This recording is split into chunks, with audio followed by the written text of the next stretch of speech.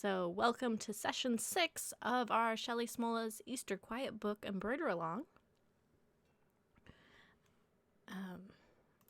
As a reminder, what is in this book? It is a book that has lots of activities for children in it. There's a bunny puzzle, a concentration game, an Easter egg hunt. So most of the pages have little eggs that they can find. A fuzzy lamb that needs a bow tied. There's chicks, and every page has something. So a pocket, a basket, egg, and some of them have things to hold the accessories. And then the cover page, which we will be talking about today, features a pieced in the hoop egg. This can be made as a quilt or a book. I am making the books, but she recommends using, or the instructions recommend using minky as sashing and pom-pom trim around the outside, as well as rickrack around the blocks.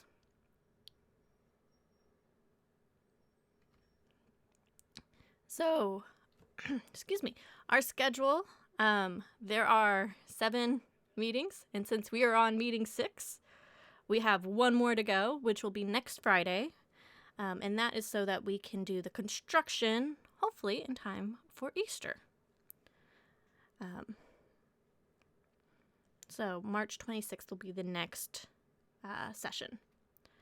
As a reminder, if you haven't started or you're watching this later and you're or just joining us, there is a thread colors and design handout where you can write down what thread colors you're using for which color name. And then it also shows the embroidery designs in the order in which we are covering them.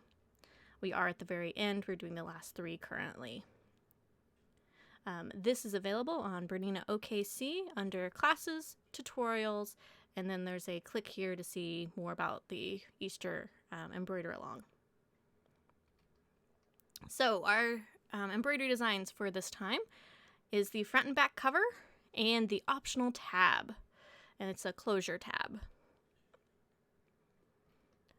So what you're going to need for the front and back cover is felt or fabric that does not fray for the background of each page, scraps of fabric for the pieced egg, 2 1.5 by 1.5 inch squares, and they won't show, a small pom-pom, which I have not gotten and I have not glued on yet, and then an X-Acto knife or buttonhole cutter to cut open the egg pockets.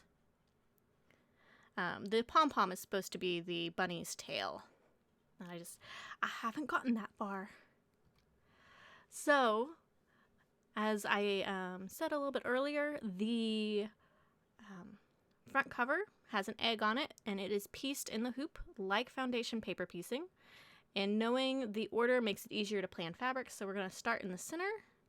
Then we're going to go to the upper left, upper right, lower left, and then back to the top to do the upper left and the upper right, lower left. Good morning, Norma. So, to embroider our front cover, and that diagram I just showed is in the PDF instructions with the embroidery design collection. So, embroidering the front cover. We're going to hoop our background fabric with stabilizer. And as always, I recommend using a strip of the fabric, to get the most hoopings out. Then we are going to stitch color 1, which is our section 1 placement line. So it's this diamond right here. One of the cute things they say you could do is 7 2 pieces. No, every number has to be 1 piece. We will get there. When I get to pictures about 7, it'll make more sense. One of the cute ideas they had is printing a picture of the person or the kid that the book's for, and you could put that in the center, or personalizing it with the center of the egg. I'm not sure who my Easter Quiet book is going to, so I am not personalizing mine, but it's definitely something you can do. So after we have our placement line, we're going to place our fabric 1 over it, stitch color number 2, the section 1 cutting line, and we're going to trim around the cutting line. Now, this doesn't have to be particularly close. I don't recommend having a whole bunch of extra there, but you don't have to like try and get as close as possible to it. Then we are going to stitch section 3, or color 3, not section 3, color 3, which is our section 2 placement line. So the upper left corner here. And this is where it's like foundation paper piecing, because we are going to lay our fabric 2 right side down over section 1 so you can't see it. And the line is about 1/4 inch into the fabric, because what we're trying to do is have our seam allowance here, which will make sense in a second.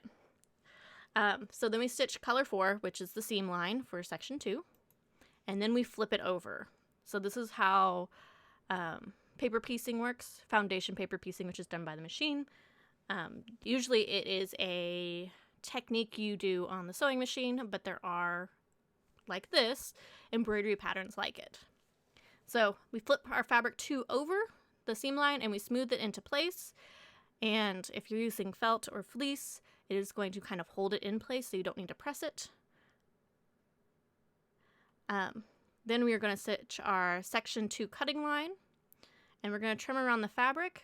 Now this does have a curved edge, and that curved edge needs to be fairly close because that's the edge of the egg.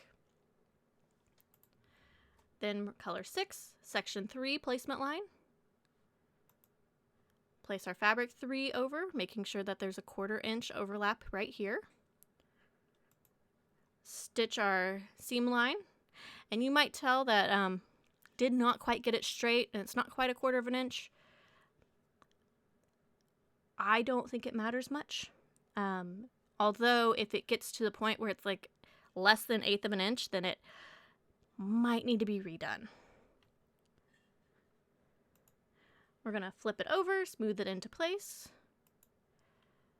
stitch the cutting line, and trim around. And again, we have another piece of the curve. Then we're going to do section 4 placement line, put our fabric making a 1/4 inch overlap. I did much better on this one.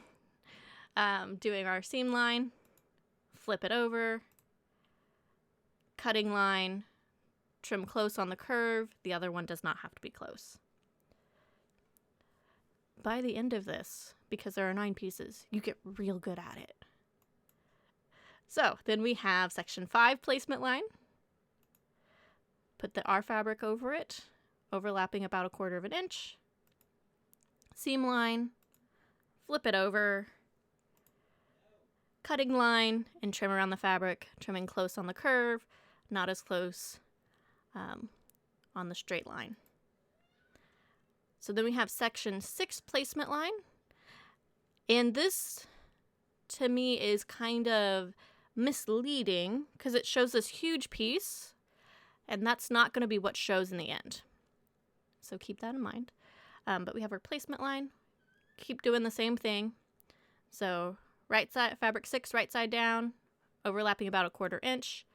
Did not do about a 1/4 inch over here. It'll be fine. Flip it over, smooth it into place, cutting line, trim around the whole thing because it is curved. And then we have section 7, which is actually like all the way here. Like you can see it coming across the stripe. So fabric 7 is actually going to cover up a lot of fabric 6.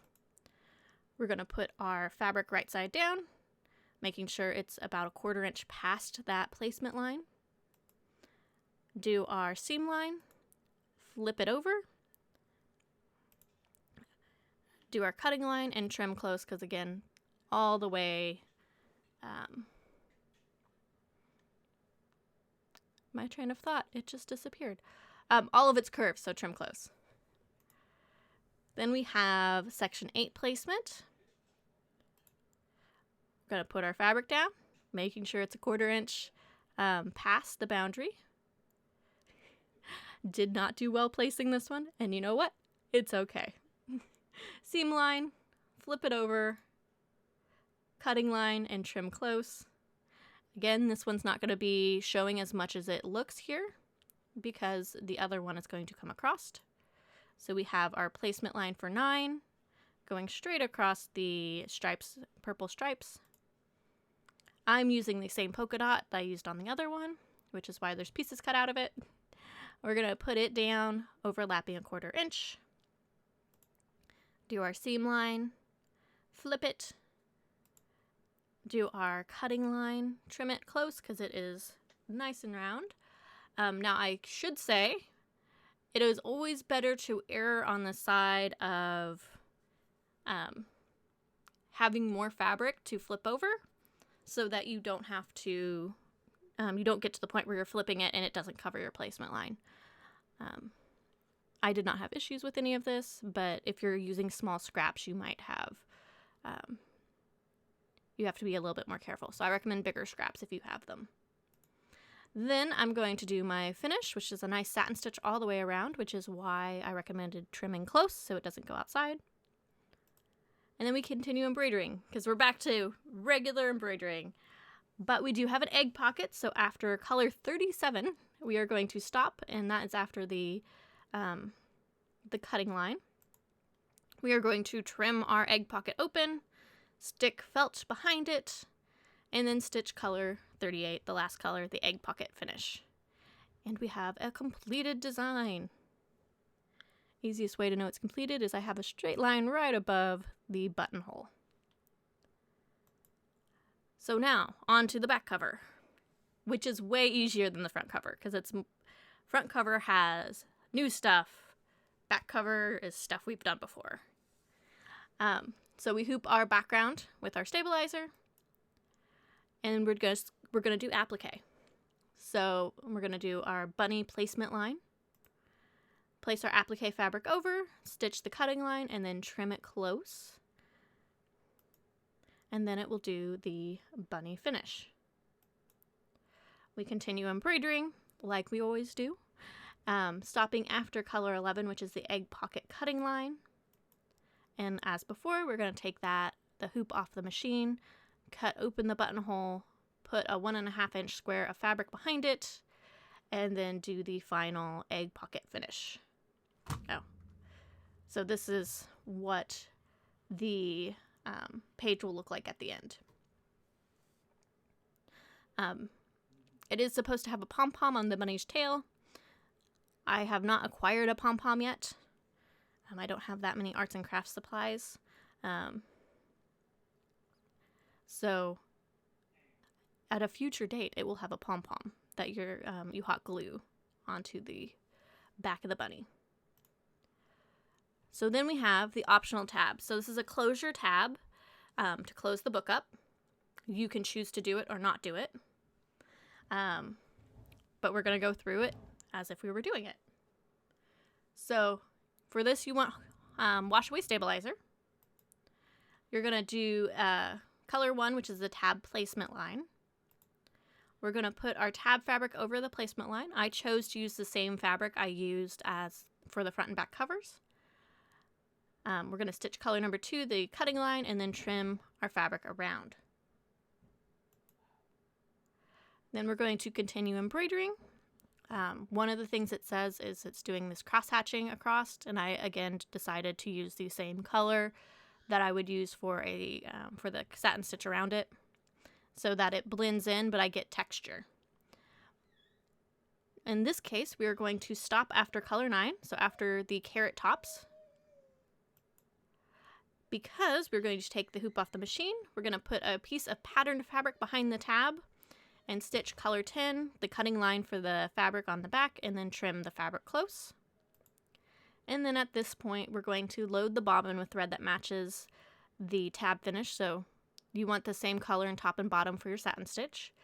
And we're going to stitch color 11, the tab finish, and then also stitch color 12, the buttonhole, which I chose to do in the same color, but of course you could do it in other colors. So this is what it looks finished on the front and the back. So it has a little cute bunny on it, And then we have a finished back. The reason the bottom is not finished is because that will be in a seam, so it will not be exposed. So here are our 3 completed designs. But wait, there's more. Because we probably should finish our 3D elements. So, to finish our 3D elements, and part of the reason I waited is because the tab is technically the last piece that's stitched on wash away and is part of the 3D-ness. On the zippers, so the 2 zipper pouches, the egg and the concentration pocket, you want to grab a hot glue gun and create zipper stops. Both at the top and the bottom. I recommend having the zipper partially open because, as you can kind of see here, I totally got hot glue on my zipper pull on the green. It came off. I mean, it's hot glue. It comes off fairly easily, so it wasn't that big of a deal. But if I could just not do it in the first place, that would be better. After the glue is dry, which since it's hot glue, it doesn't take very long, trim the zipper tape so it's inside the pockets or the elements. And this is why we created zipper stops, because we were planning on cutting off the zipper tape. Then we need to dissolve our wash away stabilizer. So all of the elements that were stitched on wash away stabilizer should have been trimmed fairly close, and we need to get the rest of it away. Since it is a wash away stabilizer, water is the way to do it. And I do like the method that is in the PDF. So use a Q-tip or something similar and some hot water to dissolve it. I have my cup of hot water, and it's in a cup that if something were to happen to this cup, I would not be heartbroken. But basically, you just run your Q-tip along it. And you dip your Q-tip to get it wet, keep going. I think for all the elements I did, so I did the Easter eggs, the tab, and the baskets, and the zipper pouches. And I used 4 Q-tips. Some of them were very sad by the end, but I did get away with just using 4. Now, the hotter your water is, the faster it will go. Wash away stabilizer dissolves faster in hot water than it does in cold. So I probably could, if I had refreshed my water to make it warm again, probably wouldn't have needed necessarily 4. But it is what it is. Good morning, Joyce. So after you get the wash away stabilizer off, you're going to let it dry, which also reminds me, if you have little, you can kind of see here, wispies, and I'm not sure if these are wispies of the fabric, the felt, mine's fleece, of the fleece, or if it's wispies of wash away that's just being stubborn, just kind of pop it to the back, because no one's going to really look at the back of the satin stitch. So any questions or comments? My intention is, well, I mean, next time we have to do the rest of it. So next time we will be looking at attaching the 3D elements and then sewing our pages together. We are so close to being done.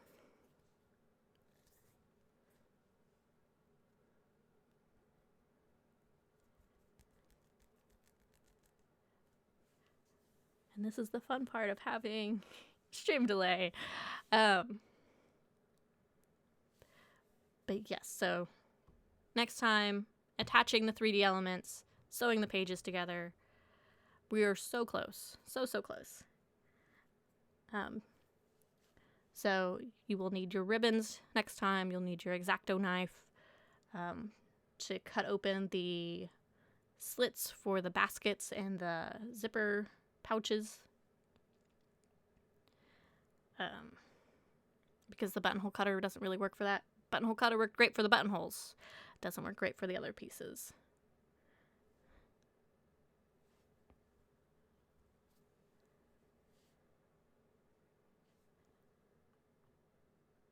Okay. I know I'm just impatient. But unless I see something in a couple minutes or in the next few seconds. So, March 26th at 10, we're going to finish this journey. We are going to finish up our Easter Quiet book. We're going to put all of our pockets in. We're going to stitch it together. Rickrack is optional as well. Although I do think it adds a really fun element to the outside edge. And we will just get this thing done. So, hope to see you all then. Thank you for watching.